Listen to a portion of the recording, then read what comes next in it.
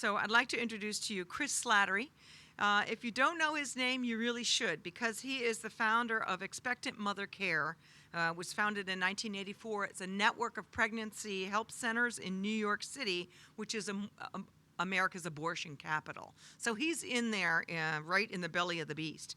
He has trained thousands of crisis pregnancy counselors and young people in assisting young women and girls with crisis pregnancies, and he pioneered the mobile crisis pregnancy unit with ultrasound. So he inspired the Stork Bus, which is very, very important.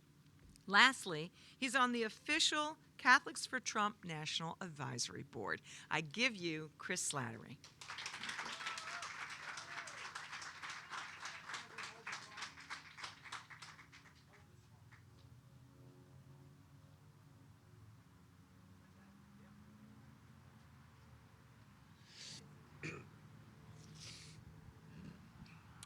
My friends, how you vote can endanger your salvation. I'm speaking today as a Roman Catholic, a lifetime Christian, an activist for over 40 years, and we have a candidate for the President of the United States who claims falsely that he is a devout Catholic. This is a lie, and yet we have millions of Roman Catholics that are saying, I don't like President Trump's tweets, so I'm not going to vote for him. And they're going to endanger their souls by voting for a man that is in favor of infanticide and an expansion of abortion nationally from all the way to birth and paid for by every American in every state with their tax dollars. And Catholics who are offended by the personality or character of Donald Trump would endanger the lives of millions of children because of their sensibilities. And this is offensive to me, and I would argue to God. Because, people, our country is at stake, okay? What's fundamentally at stake now is who will stand for life, and it is a clear-cut choice in this election. We must vote for Donald Trump versus Joseph Biden, and we must do so for the sake of the children. I would argue that Catholics must always vote for the most anti-abortion candidate or risk their eternal salvation. And in this election, the choice has never been more clear. Let me quote from a variety of Catholic bishops on this matter, not particularly about this election, but about the issue of life and voting for a pro-choice candidate, which cannot be justified. Raymond Burke, the retired Archbishop of St. Louis, said there is no excuse for a Catholic to vote for a pro-choice candidate. He said, the Church recognizes that it is sometimes impossible to avoid all cooperation with evil, as may well be true in selecting a candidate for public office. However, there is no element of the common good, no morally good practice that a candidate may promote to which a voter may be dedicated, which could justify voting for a candidate who also endorses and supports the deliberate killing of the innocent, abortion, embryonic stem cell research, euthanasia, human cloning, or the recognition of a same-sex relationship as legal marriage. Again, let's take some others. The former Cardinal of Washington, D.C., Cardinal James Hickey, once said, there is one issue that rises above the others. When you vote, I hope and pray that you will not forget the most disenfranchised citizens in this land, the unborn.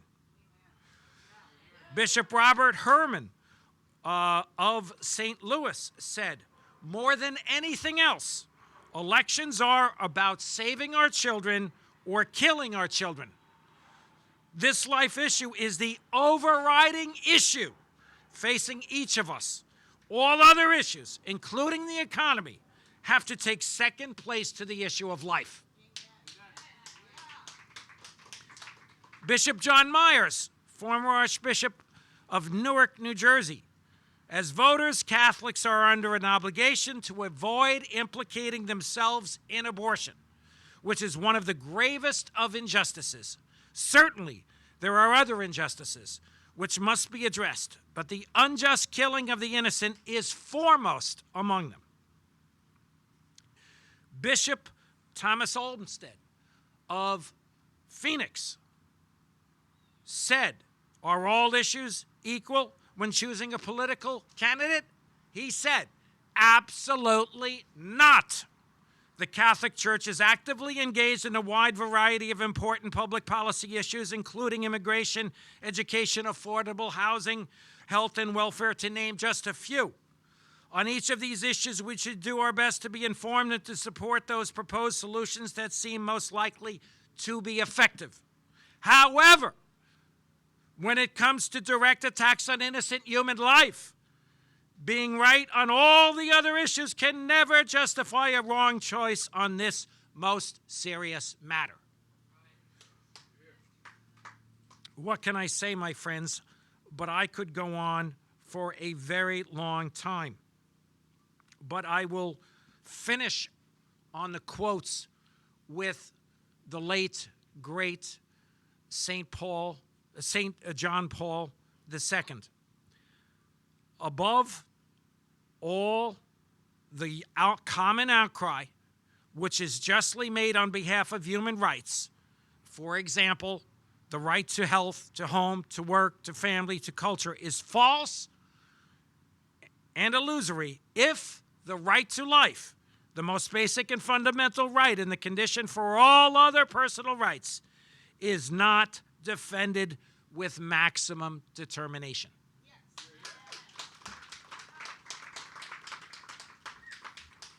As a Catholic, I'm speaking primarily to Catholics, but I think many other Christians, evangelicals, Muslims, Jews, and people of God and people of goodwill would agree. If you endorse the killing of 60 million children over the last 50 years in the United States, and you think that's great, and you think you want to not only expand that number of abortions and time during pregnancy which abortions should be legal up till birth, and you want to, in addition, require, demand that all taxpayers pay for this in every one of our 50 states, you have been disqualified from public office. Joe Biden is unfit to be dog catcher in the United States, let alone the president. Donald Trump is the most pro-life president we have ever had and possibly will ever have. He has stood strong. He is not a perfect man, but personally, I love most of his policies and especially his policies on human life. And I encourage you to come out for him, to work for him in these coming days, especially in these last 20 days for life. So, let me sum up.